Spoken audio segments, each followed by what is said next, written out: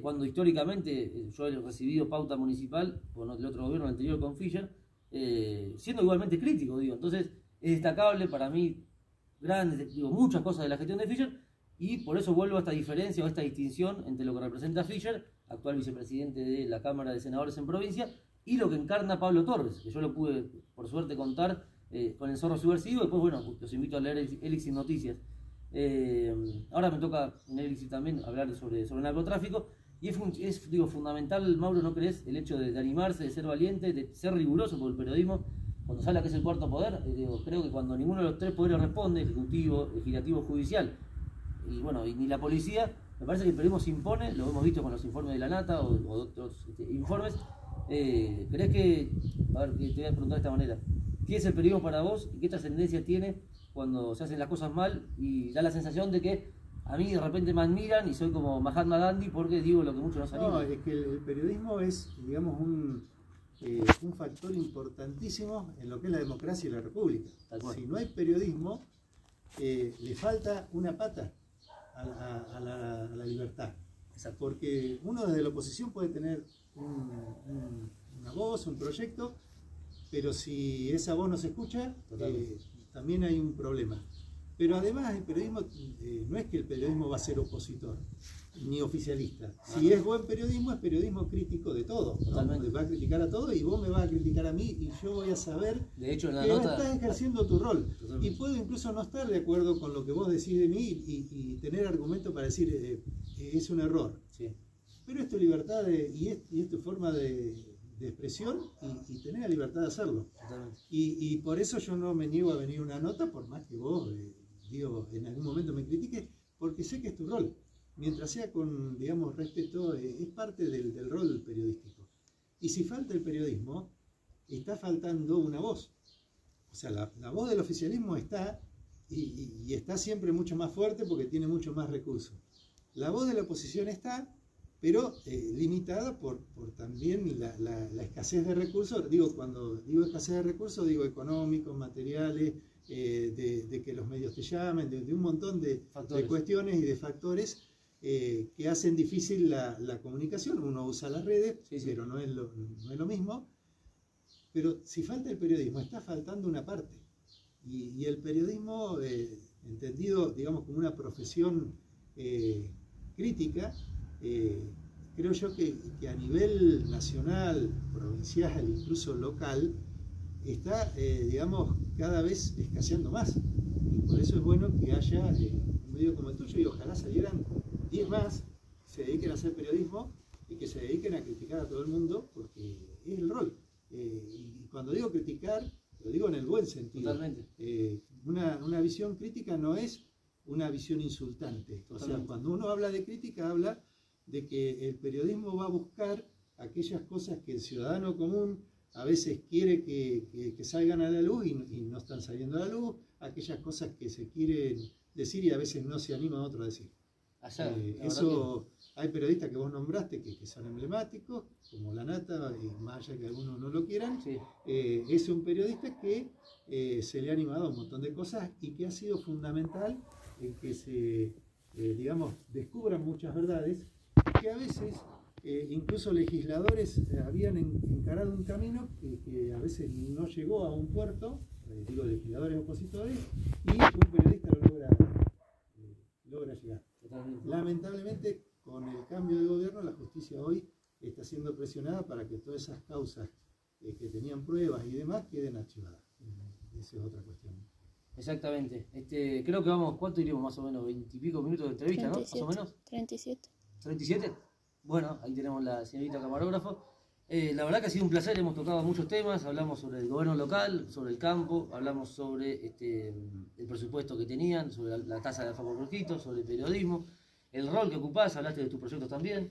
Si querés te puedo contar brevemente dos o tres proyectos de ordenanzas que por ahí es importante, bueno, decirte a vos y a la audiencia que nosotros trabajamos en un interbloque de Juntos por el Cambio, o sea, en equipo, y lo hacemos muy bien con los concejales radicales, y es un trabajo que hemos hecho y que se ve en las sesiones, que estamos coordinados, que trabajamos juntos y como debe ser un equipo, o sea, no hay personalismo. Más bien.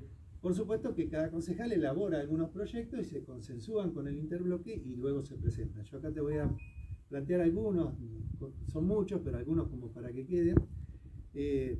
Presentamos, estos que te cuento fueron iniciativas mías que se compartieron con el interbloque y se presentaron en conjunto. Nosotros presentamos una exhibición de tasa de seguridad y higiene para comercio cuando estaba el COVID a pleno y los comercios cerrados. Esto fue en mayo. Se cajoneó. Como no tenemos mayoría, era imposible sacarlo. Finalmente en septiembre el Ejecutivo lo incorpora a un proyecto para comercios y bueno, el proyecto este que presentamos se incorpora ahí, de que el comercio que estuvo cerrado no pagara la tasa de seguridad y higiene. Pero digo, la posición nuestra era que ya en abril no se le cobrara. Sin embargo, en septiembre recién el municipio aplica este programa de beneficios que el que ya había pagado tenía que anotarse para que le reintegren y era más complejo. Otra de los proyectos que por ahí no salieron, y este es irrisorio que no haya salido, es la excepción de patente para discapacitados. Esto es algo, pero digo que no tiene otra explicación que no sea la mala voluntad de no consensuar. Esto lo expliqué en el segundo artículo del ELIX y se llama, me parece, Juntos por la Fragilidad, ahí menciono una parte. Y que acá, digo, no hay fragilidad en defenderlo, sino totalmente, que no hay mayoría. Vale. Y acá, por eso va a venir la elección después de concejales de medio término, y donde la ciudadanía que quiera una oposición más sólida y más fuerte nos tiene que acompañar, porque para poder, digamos, ver que nuestra voz, además de escucharse, se pueda cumplir, lo que proponemos necesitamos tener los votos, y no los tenemos porque somos minoría. Eso se relacionaba, Mauro, con ARBA, ¿no? Con ARBA, o sea, te lo pongo con un ejemplo. Vamos a suponer que vos tenés una discapacidad y te comprás un auto nuevo, con todos los beneficios porque vos tenés un problema motriz o lo que fuere que hace que vos necesitas un auto. El auto se te va poniendo viejo. A los 10 años vos no pagás más, o sea, no sos sujeto tributario del impuesto provincial de patente y pasás a ser el sujeto tributario de la patente municipal. ARBA te había eximido de patente, no pagabas la patente porque, o sea, está la normativa clara de que la persona con discapacidad, no cualquier discapacidad, sino cierta discapacidad que los médicos le evalúan, le habilita a tener las excepciones para lo que es transporte y vehículos. No pagabas la patente. El auto se te puso viejo, no lo pudiste cambiar, lo que fuere, y te aparece la patente municipal. Y la tenés que pagar. Y te pueden hacer una exhibición. Hoy la municipalidad tiene una ordenanza que permite que te eximan, pero tenés que hacer un socioeconómico y no tenés que ganar más de 2.000. Entonces digo, una persona con discapacidad que gane 25.000 pesos, que son 2 mínimas hoy. Jubilación mínima, ¿sí? Claro, 2 jubilaciones mínimas. Sí. Una persona con discapacidad que gana 35.000 pesos para el municipio de La Pida es alguien opulento. Totalmente. Sí. Una frase ¿no? Sí. Y hay que cobrarle la patente. Nosotros propusimos una modificación que era totalmente razonable, de que se aplique el mismo criterio que aplica a la provincia. Que no es el criterio de es el criterio de la provincia de Buenos Aires, que ha pasado en los gobernadores, es un criterio institucional. Sin embargo, se rechazó el proyecto y se desaprobó. Con argumentos que son sólidos. O sea, cuando yo planteo esto, una persona que tiene recursos, está bien que sí, está bien. Pero una persona que gana 30 y pico mil pesos y tiene una discapacidad, ¿vos considerás que una persona que le sobra una creo yo que no. Bueno, este es un ejemplo concreto. No todo fue desaprobado, hay proyectos que se pudieron consensuar, se pudieron aprobar. Por ejemplo, uno fue la modificación de la ordenanza de centros comerciales. Para que lo entiendan los vecinos, un supermercado no podía abrir si estaba a 300 metros de distancia de uno ya existente. No se podía abrir uno nuevo. Pasa eso. Sí. Ahora ya no pasa más porque la modificación que presentamos eliminó los requisitos de distancia. ¿Qué hacemos con esto? Respetar la libre competencia, la libertad de comercio. O sea, cualquiera puede abrir un comercio. Libre mercado. El libre mercado. Si hay una despensa cerca, vos abrís la tuya. Después el cliente elegirá dónde ir. Si hay un supermercado cerca, vos abrís si querés abrir el tuyo y el cliente elegirá, como pasa con todos los otros comercios.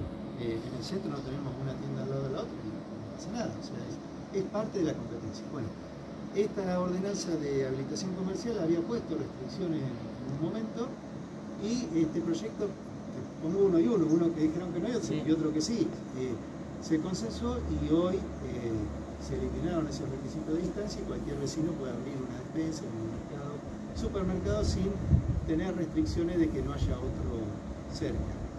Y comunicaciones, te digo una más porque ya se ha hecho larga la entrevista, de las muchas que presentamos, una que es importante, y hablábamos hoy del conocimiento y de la nueva tecnología, es que pedimos la automatización del correo argentino. Y en esto yo también voy a reconocer que lo charlé con el intendente Torres en una de las reuniones y también tuve digamos, el buen visto de que le parecía bien el proyecto. Lo pedimos por el Consejo Deliberante y el correo lo implementó. ¿Qué significa la automatización? Vamos a suponer, vos tenés hoy un comercio, antes de la automatización no podías usar Mercado Envío.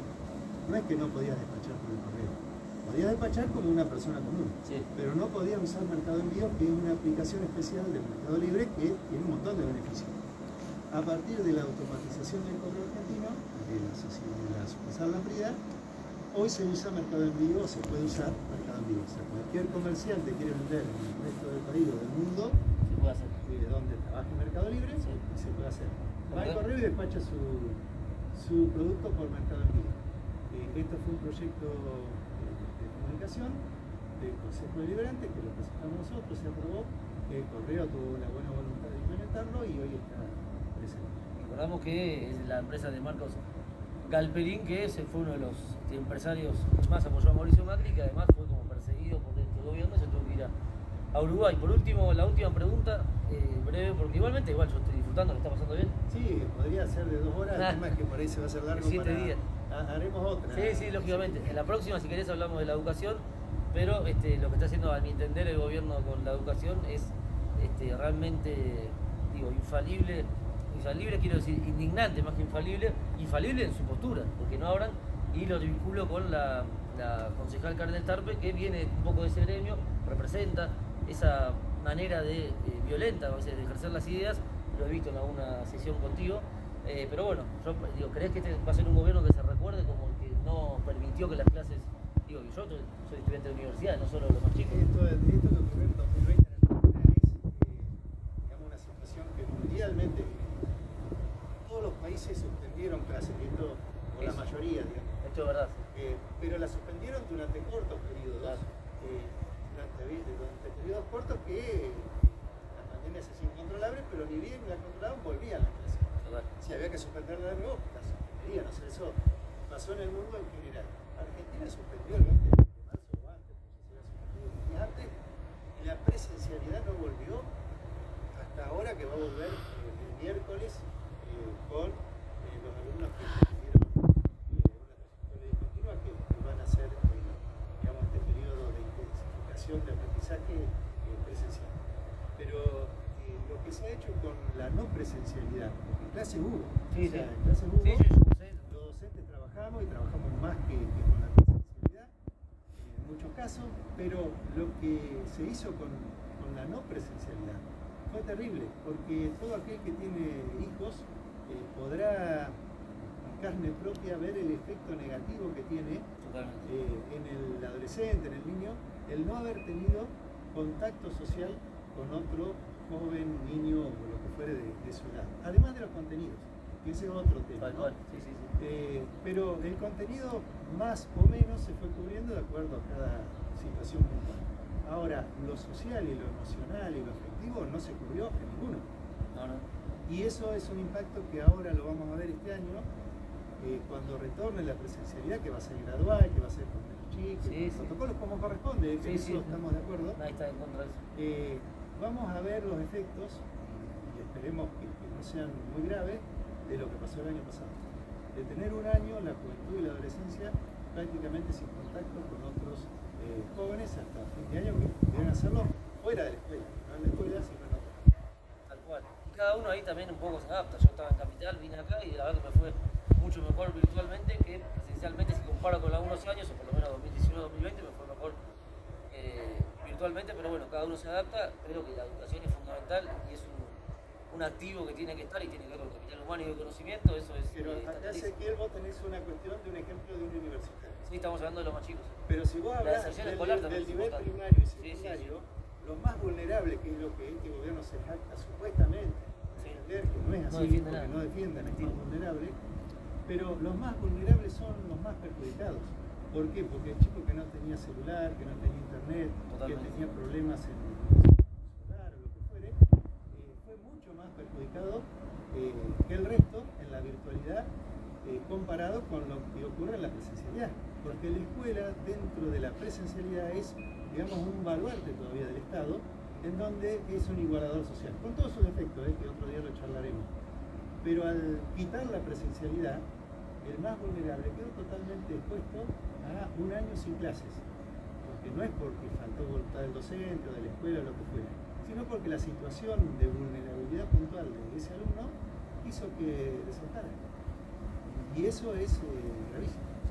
Absolutamente de acuerdo. Bueno, ha sido la verdad un placer. Gracias, Mauro, por venir. Un gusto. Y bueno, queridos amigos, nos estaremos leyendo y mirando o escuchando. Esto se va a publicar en la brevedad.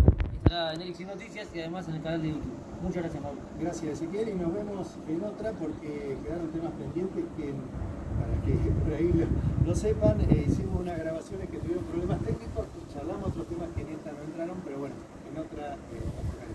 Muchísimas gracias por su compañía. Hasta luego.